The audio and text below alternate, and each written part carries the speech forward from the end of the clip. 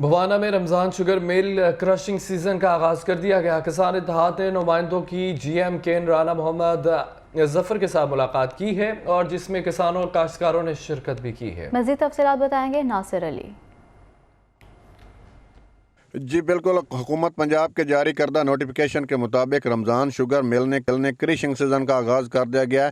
किसान इत्तेहाद नुमाइंदों ने JM केन राना मोहम्मद जफ़र के साथ मुलाकात भी की है। मेरे साथ राना जफ़र मौजूद हैं, बात करते हैं सारे इस हवाले से। आप क्या कहते हैं?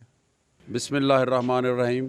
पहले तो मैं आपको ये थोड़ा सा बता दूं कि हमने 300 रुपये अनाउंस उन्होंने कर दिया है और हमने 10 तारीख से बाकायदा बैंकों में पेमेंट्स भेज दी हैं और ग्रोथ तमाम किसानों ने अपनी पेमेंट्स 300 के हिसाब से वसूल कर ली है।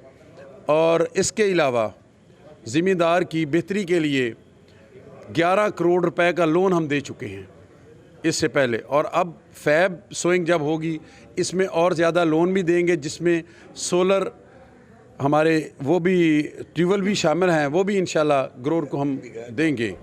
जी राना साहब की बात आपने सुनी, उनका कहना है बहुत शुक्रिया आपका।